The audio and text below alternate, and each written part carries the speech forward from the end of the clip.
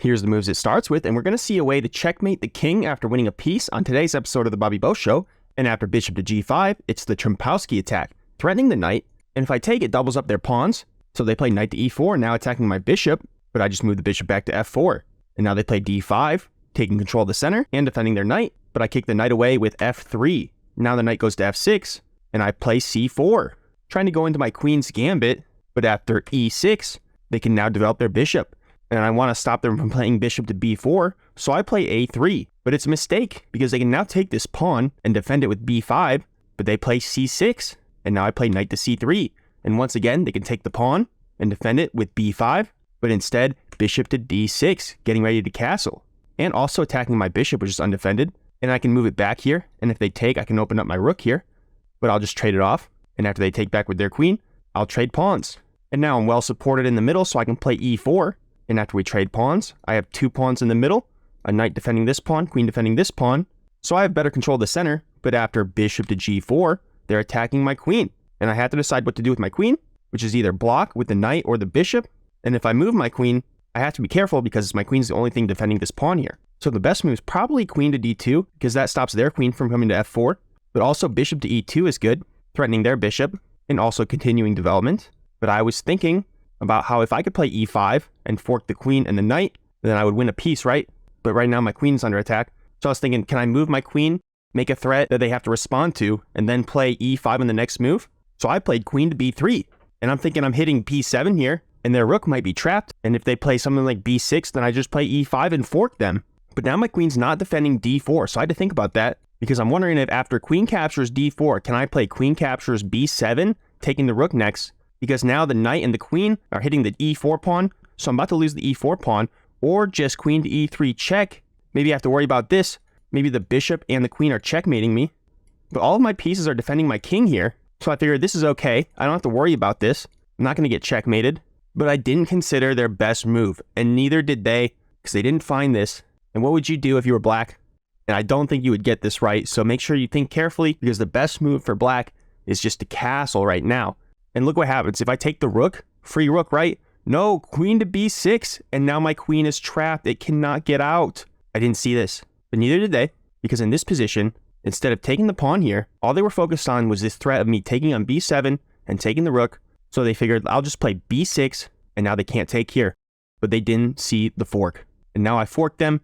Pawn attacks the knight and the queen. So what do they do now? Queen to e7, and oh no, I can't take now because the pawn is pinned to the knight. So what do? Break the pin with bishop to e2. Attacking their bishop now, and now the pawn's not pinned. Knight's under attack now, and the bishop's under attack. And after this knight moves, then I can just take this bishop. So I figure they're just going to trade bishops here, right? Because after bishop captures e2, I take back with the knight, and now they have to move their knight, right? So knight to g4.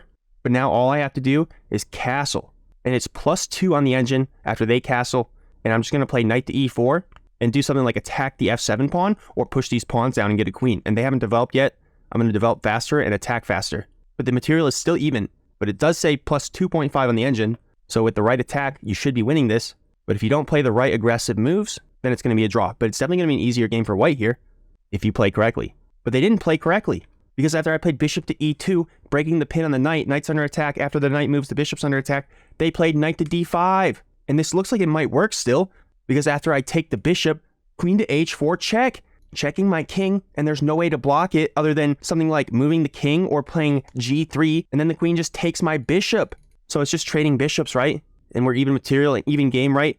But no, they missed something. What did they miss? After knight captures d5, hitting their queen, they take back with the pawn.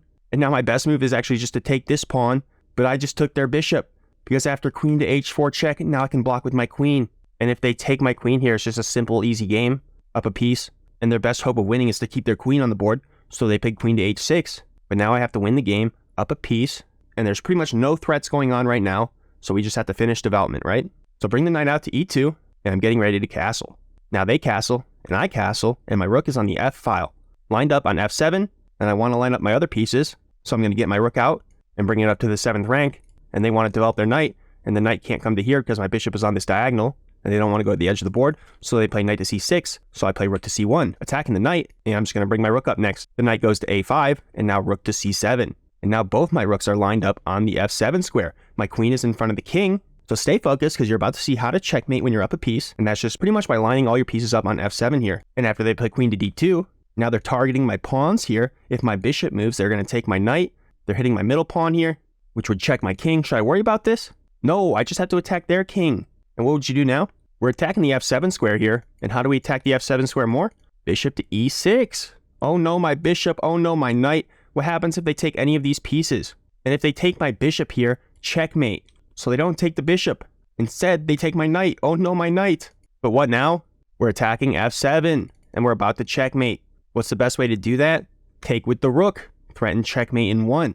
And after we trade rooks, now if they play something like queen to d1 check, I can just move my rook back, the bishop checks their king, and they lose their queen on the next move. And they want to move their king out of this check, so they play king to h8, but now checkmate in 1, queen captures g7. Thanks for watching the Bobby Bo Show. Smash the like button if you liked the episode. I hope you have an excellent rest of your day. Goodbye.